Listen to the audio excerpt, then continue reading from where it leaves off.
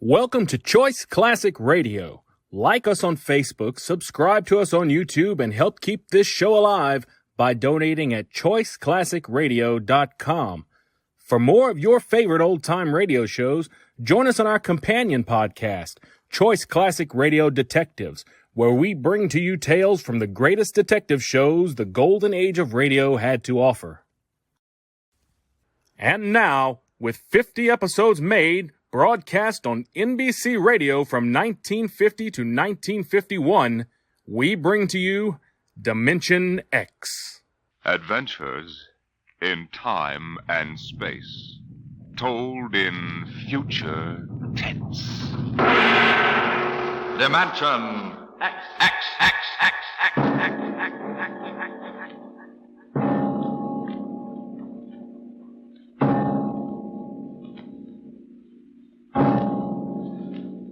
The mind of man is still an unprobed field. Within it lie many mysteries still unsolved. But there are men today, psychologists now experimenting with telepathy, hypnosis, thought transference, who believe that in the future we may discover the existence of a force of the mind more powerful than any force the world has ever known. We go ahead now in time some 10 years, and in space to the campus of a small eastern college. The hour is late, and in one of the dark college buildings, two men stand in front of a door that bears the name Professor Arthur Barnhouse, Psychology.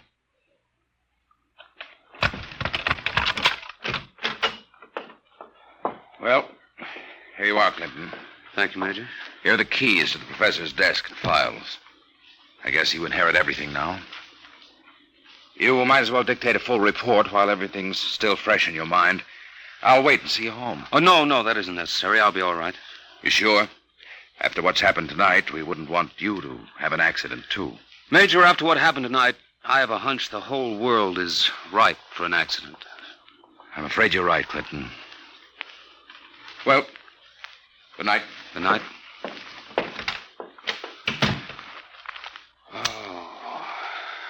Pull yourself together, Buster. Easy does it. August 21st, 1960. Restricted report from George Clinton to the Secretary of Defense, Secretary of State, the FBI, National Security Board, etc., etc., etc. Subject, the so-called Barnhouse effect, and Professor Arthur Barnhouse, who discovered it. I first met the professor 2 years ago in the fall of 1958. He was a professor of psychology here at Wilton College, and I was here on an instructor's fellowship in the psych department. They assigned me to be Barnhouse's assistant, and he needed one. He hardly ever remembered to go to a class, and he didn't seem to do anything else either. For 3 months, I watched him sitting at the desk here in his study. He'd either stare at nothing for hours or fall asleep, nodding over his mess of papers. I couldn't understand it, and it was none of my business. But one day, I thought I'd better give him a shake. What? What? I said it's 2:15, Professor. Don't you want to go to your 2 o'clock class? Don't you want to mind your own business? I beg your pardon. Sorry, Clinton. Forgive me. I don't know what gets into me. Forget the class. The kids would rather be outdoors anyway. Okay, Professor. In that case, I'm sorry I woke you up. It's all right. I just can't seem to get my sleeping done at night. Clinton, what do you know about the international situation? Well, I'm no political scientist, if that's what you mean. I read the papers when I have time. Well, that's the way I've always been. Lately, I've had to look into it. I stay up nights looking into it. Professor, I don't want you to take this personally or anything, but... Well, sir, I wonder if you'd mind if I asked to be transferred. You mean you'd rather work with somebody else in the department? Oh, no, sir, it's not that. I think maybe there's a chance for a psychologist to work on that government project. Government project? Oh, yes, that army thing. Yes, sir.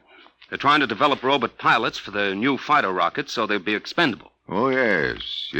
Something else designed to replace men. Yes, sir, and you know it's a funny thing. The robots work just like human brains. They get overworked or overloaded or something, and they have nervous breakdowns.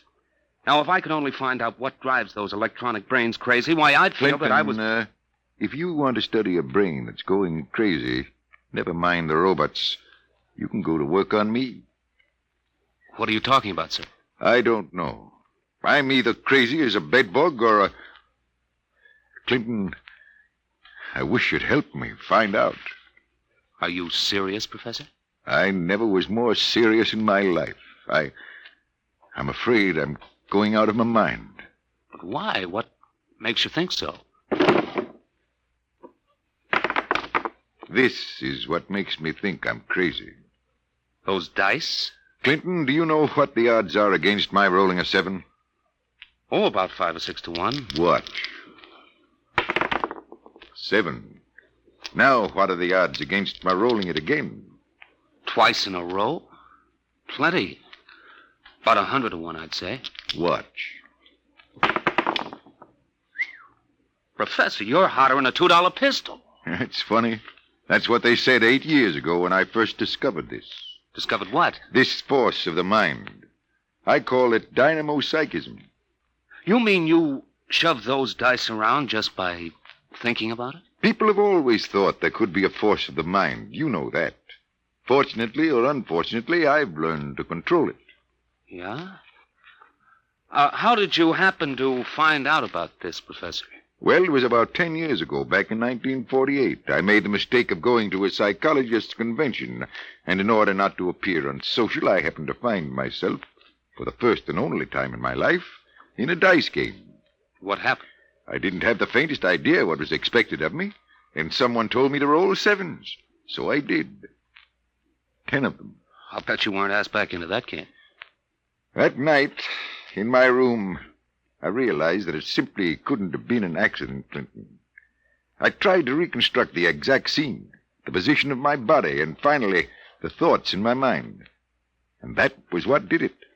I remembered what had been my train of thought, and I proceeded to roll 7s, not 10 consecutive times, but 50. Oh, brother, there it is again. Professor, can you do anything else? I mean, besides shove dice around? You see that inkwell on my desk? Sure. Watch it. Don't take your eyes off it. If nothing happens, say so, and I shall go quietly, even happily, to the nearest sanitarium. Okay, Professor, shoot. Hey, why, it just blew up. Yes, I'm sorry. I didn't mean to splash ink on your suit. That's okay, Professor. What was that funny noise? Oh, that? The dynamo psychic waves are a little like ultra-high frequency waves. Sometimes, when I turn on the power, they create a kind of static. Listen, Professor, how much power have you got? Could you blow up anything, well, you know, big? I could flatten the Great Wall of China. Boy, you'll make the helio-oxygen bomb look sick. That's what scares me, Clinton. The thought that maybe I could use this power to save the world. Clinton, you've got to help me. Who, me? Professor, when it comes to international relations, I don't know from where. You'd better get in touch with the State Department. State Department? Yes, they'd be the ones, wouldn't they? Well, you probably want to be getting home now. I'll see you to the door. I could use a breath of fresh air. Okay, Professor. You better stop brooding about this. You get somebody else to do your worrying for you. Yes, you're right. I have been brooding, wondering what to do. Just sitting and staring endlessly at that awful monstrosity across the way. You mean the old bell tower? Yes, I've gotten so I can't stand the sight of it anymore. Professor! Professor, look, what... Oh, there's nothing left but a pile of rubble. Oh, my, I didn't really mean to do that. Well, you see, Clinton, it's got to the point where my lightest whim is more dangerous than a blockbuster. Professor, you get in and write that letter to the State Department right now. You packed too much of a wallop.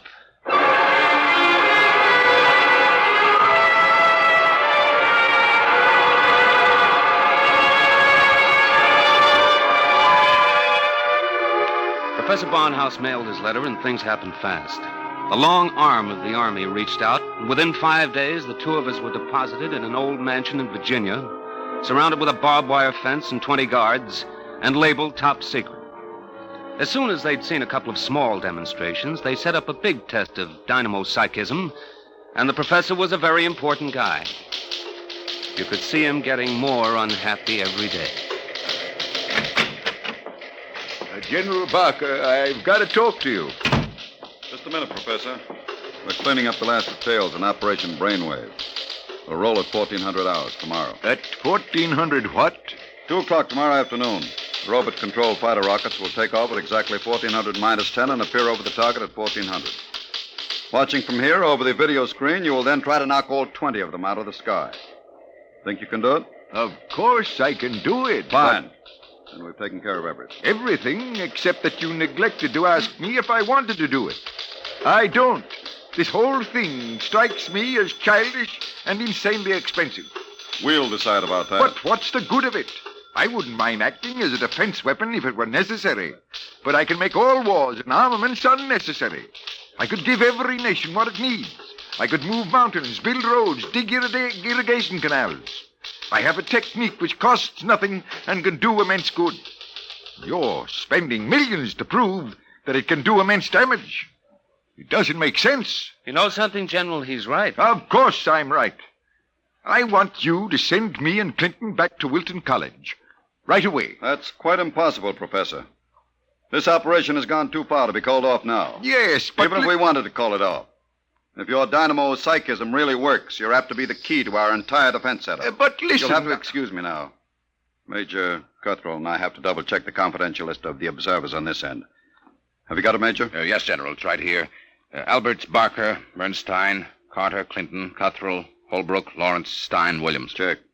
I guess that includes everybody of importance. What about me? What? Oh, that's taken for granted, Professor. Thanks. 1400 hours. Will you be ready? I'll be ready. And now, if someone will wind the restricted clock and put the confidential cat out, I'm going to bed.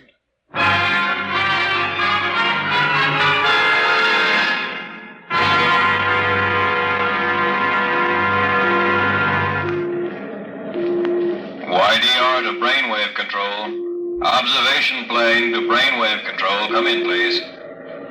That's McKinley in the observation plane. Cut me in. Hello, McKinley. Reading you clear on the speaker. Everything all right? All okay, General. Takeoff uneventful.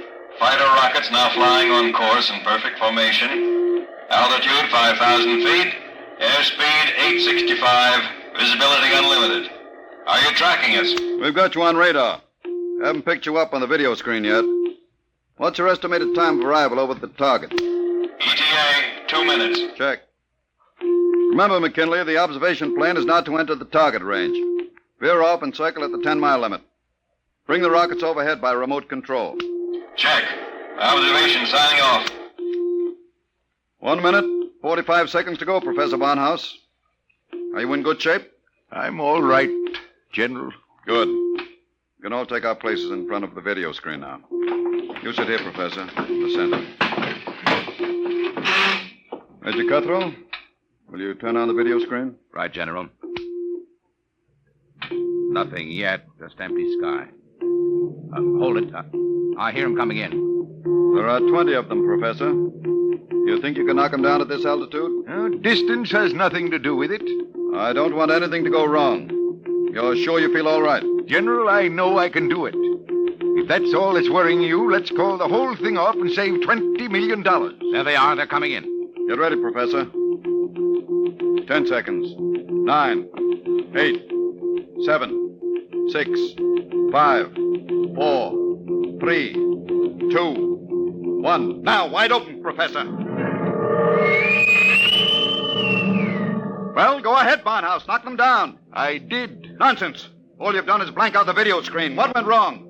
Did you give it everything you had? I was wide open, General. Then it didn't work. They're still flying. What's that? It just took a few seconds to work. That's all. Holy smoke, they're dropping like flies. McKinley to brainwave control. What's happened to these rockets? They're going down like flame. By heaven, it works. It really works. Cuthrell, get Washington on the line. Barnhouse, I want you to... Hey, where's Barnhouse? He was right here. Clinton, where's the professor? Got me, General. We were all staring at the video. He must have walked out. Get moving, everybody. Alert the guard. Search the house. Yes, sir. If anything happens to that man... General Parker. General Parker. What is it, Corporal? Corporal Gray, guard at the main gate. Sir, Professor Barnhouse is gone. Gone? Where? He came tearing out of the gate at 40 miles an hour. Here's a note, sir. Threw it out of the car as he went by. I picked it up. Let me see it, quick. What got into that man? What does he say, General? Gentlemen, as the first superweapon with a conscience, I'm removing myself from your national defense stockpile. Setting a new precedent in the behavior of ordnance, I have humane reasons for going off. Signed, Arthur Barnhouse.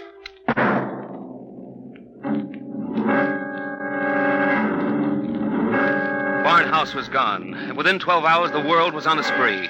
The headlines were glorious or terrible, depending on what you think of the things the way they are. Barnhouse flattens helio bomb factory!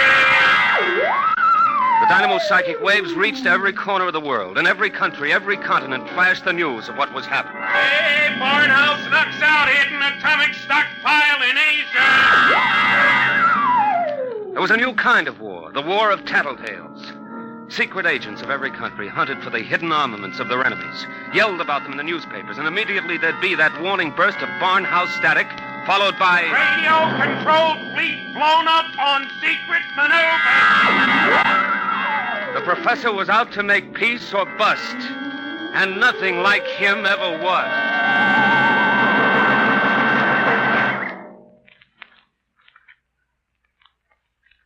Look, Major Cuthrell, I told the FBI and the Army everything I know weeks ago. I've answered questions till I'm blue in the face. I didn't come here to ask questions, Clinton. I came to ask for your help. My help? That's right. To find Barnhouse. What if I don't want to? If you're his friend, I think you'd better. Why pick on me? You've got the FBI, the police, and Army intelligence. Why can't you find him yourselves? We're trying. But you know the man well. You could spot him where we wouldn't. And you're the only one who can. Maybe. But why should I? Wherever he is, I think he's doing fine. He's making war impossible, and I like it. So do I. Yes? He's putting you out of a job. That's all right with me. I'll retire to a truck farm with pleasure. Well, then? Look, Clinton, we aren't the only ones in this race. Every country in the world has its best agents out hunting for Barnhouse.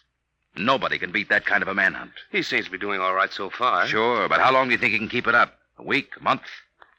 Sooner or later, he'll be spotted. And if the wrong people find him, Clinton, we're done for. You know what kind of weapon this is. Whoever controls the Barnhouse effect can control the world. Well, all right. Suppose they do find him. He'd never give the secret away. Never give it away? Are you out of your mind? You think these fellas are playing for marbles? Well, no, but... Read the papers, Clinton. Don't you know what's going on in the rest of the world? Yes, They'll get the secret out of Barnhouse, all right. What happens to him in the process won't be very pretty. Well, he must realize that, then. He'll never let himself be taken alive. He may not have the choice. And if he doesn't, God help us all. All right. All right, I'm in. Good. Now, do you know anything that you haven't told us? Anything that might give us a lead? Only this. It was addressed to me. I found it here on his desk the morning after he escaped. You mean he came back here? Yes. I guess he needed to pick up some personal effects. Anyway, the files were open, and he left this note on a scrap of paper. Anything to do with the Barnhouse effect? Read it yourself. It's Greek to me. Just these few lines scrawled on a piece of paper, and the last one breaks off right in the middle of a sentence. This stuff doesn't make any sense at all. You know, from the looks of this, I'm beginning to wonder if the professor isn't going off his rocker. I thought of that, too. All the more reason why we've got to get to him quick. He may be helpless, and the whole world's on his track. Come on, Clinton. We haven't much time.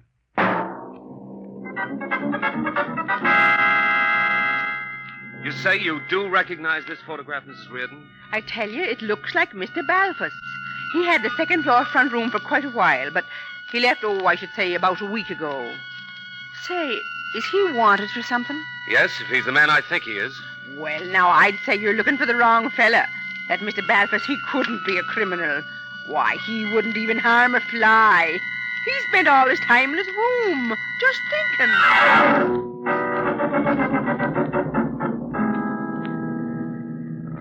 brother, it's hot. What a way to spend an August afternoon, huh, Major? Give my eye teeth to be at Jones Beach. So would I, Corporal. We've got work to do here. Look, sir, we've been cruising around in these radio detection cars for a week. Not a sign of Barnhouse static. The professor must have run out of things to work on. Well, we'll give him a little more time. Switch to shortwave. See if there's anything special coming through. Yes. Try the 9-meter band. This is Radio Miranda calling. Let's hear that. Our American enemies who have hidden behind the unjust and diabolical persecution by Professor Arthur Barnhouse will tyrannize us no I more. wonder if the professor's out of Today, this. our glorious leader takes up his residence in a shelter, shielded with lead against all dynamo-psychic rays. With his protection designed by our brilliant scientists to be absolutely impregnable against the Barnhouse effect, he will once again lead us on the path of our glorious death. Quick! Triangulate it and get me a fix. I've got it. Let me check this chart. Quick, man. 3.9, 1.7. Oh, my aching back. What is it? We haven't got a prayer of finding a major. He'd have to be picked out of 2 million people. Where is Barnhouse? Right where I was wishing I was. Right smack in the middle of Jones Beach.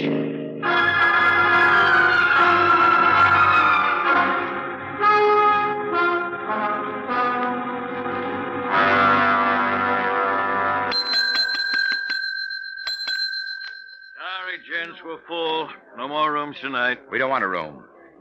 Do you recognize this picture? Who wants to know? Uncle wants to know. Oh, excuse me. I'm sorry. Let me see it. Yeah, it looks a lot like room 417. About 5 feet 8, thin, sandy hair, glasses, little scar right across the bridge of his nose. Yeah, that's 417, all right. You mean he's here now? No, not anymore. He checked out 2 days ago. But he couldn't have gone far. What makes you say that? Oh, he looked sick as a dog.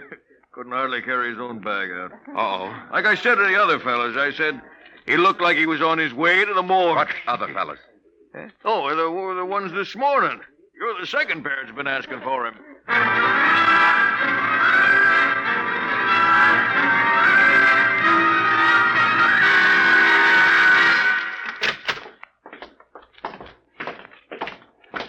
Here we are, Ward 15. This way, gentlemen. You're sure he's here, nurse? Oh, yes. Thank heaven we're in time. Well, I wasn't on duty when he came in, but one of the other girls told me he collapsed in the street. The ambulance brought him in. Poor guy, he must have really had it rough. Oh, here you are. Bed number 78. This is your man. Wait a minute. This isn't Barnhouse. But I was perfectly sure. Oh, wait, let me check his chart. Dismissed 8 p.m. Only an hour ago. Oh, dear, now I remember. Remember what? If he was sick, why did you let him go? Well, 2 of his friends came and took him away. They didn't want him in the charity ward. They said they'd make sure that he was taken care of.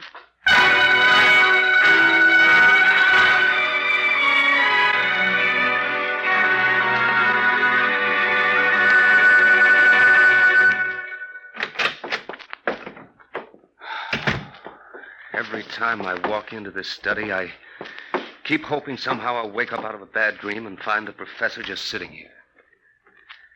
Major, is there anything we haven't covered? Nothing. The police, the FBI, the air patrols, the docks, the railroad stations, everything. Not even a flea could get through this dragnet. I hope. Then I guess we sit. We sit. Maybe something will come in.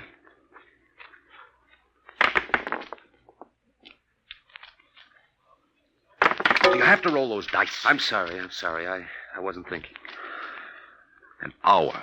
That's what's driving me crazy. 1 hour sooner, and he'd have been in our hands, not theirs. I know. Well, maybe he's still all right. How can he be all right? He's in the hands of a foreign power. We don't know that for sure. The professor was a likable little guy. He couldn't have lasted this long if he hadn't found some friends. Maybe they came and took him away. Well, grab that. Hello? Yes? Clinton, is that you? Professor Barnhouse. Clinton, they've got me. Who's got you? Where are you, Professor? I don't know. They said something about taking me to an airport. An airport? Which one? Listen, Clinton, I've got to tell you. The inkwell. What are you talking about? Remember the inkwell? Professor. Professor Barnhouse. Operator. Your call, please. Operator, that caller just came in here. Can you trace it? I'm sorry, sir, but I'm afraid it's too late. Your party has been disconnected.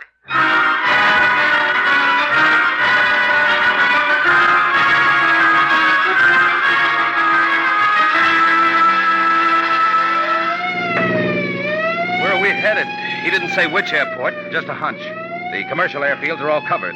But there's a little private field out here, I remember. Hasn't been used in years. Better be the one. They didn't have too much of a start on us. Maybe we'll make it in time. Step on it, Corporal. Wide open, Major. How'd he sound? Did he say who had him? No, all he got out was airport and something about an Major, Mr. Clinton, there's a tail light up ahead. Must be another car going like the devil. You're right, I see it.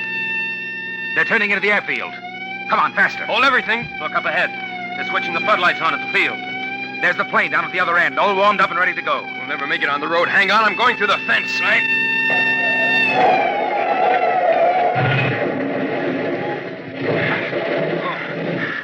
Well, what's the matter? Get going. Sorry, sir. Must have cracked the axle. They're taking off. Get out the submachine gun. You can't. Barnhouse is in that plane. You'll kill him. We've got to take that chance. That plane's headed straight for us. Hit the dirt. Get that gun working, Corporal. Aim for the propeller.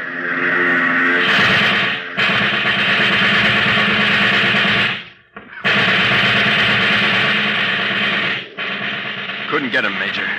Well, there goes the old ball game. I'll get through to Air Patrol, sir. Maybe they can intercept the plane. No, not a chance. By the time the fighters got off the ground, the plane would be out of range. No, we've lost, Barnhouse. Nothing can save us now. Hey, what?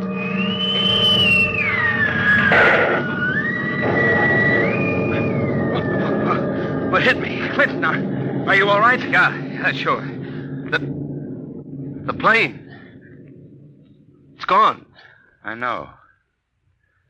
Barnhouse blew it right out of the sky. He wouldn't let himself be taken alive. Boy, he really did it the hard way. Poor guy. He shouldn't have had to be a hero. All he ever wanted was peace. Peace? What's that? Now the arms race will start all over again. And with Barnhouse gone, what's left to stop it?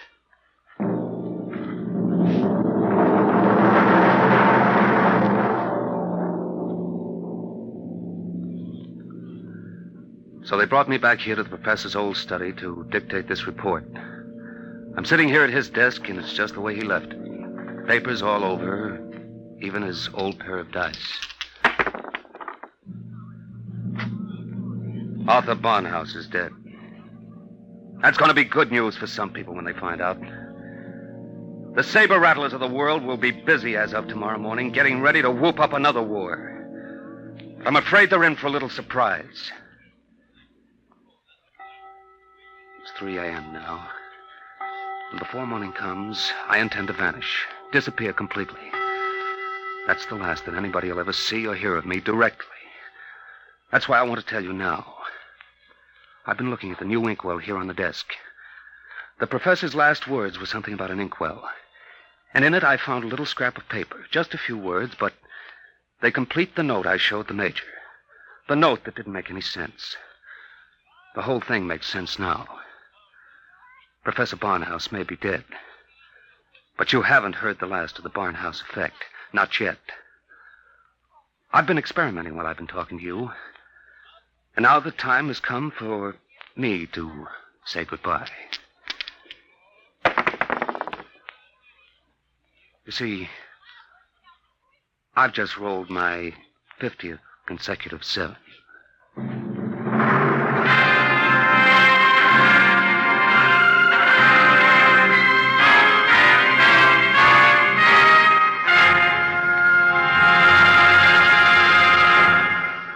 You have just heard Report on the Barnhouse Effect by Kurt Vonnegut, Jr. An adventure in time, space, and the unknown. Dimension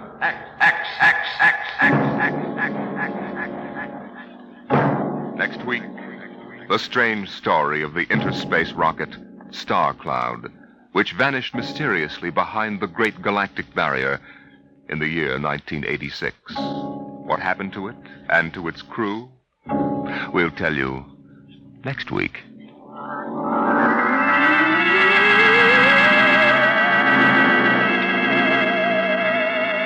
Tonight's story, Report on the Barnhouse Effect, was adapted for radio by Clarice A. Ross. Featured in the cast were Bill Quinn as Clinton, Ed Jerome as Professor Barnhouse, and Carl Weber as Major Cutthroat. Your host was Norman Rose. Music, Albert Berman. Engineer, Bill Chambers. Dimension X is produced by Van Woodward and directed by Edward King.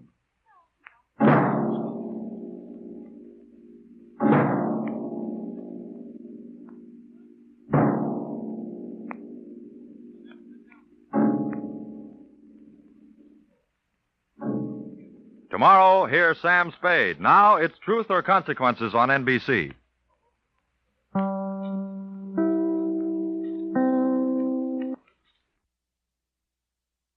That concludes today's episode. We'd like to thank you and remind you to donate at choiceclassicradio.com. Remember, your donations make episodes like this possible.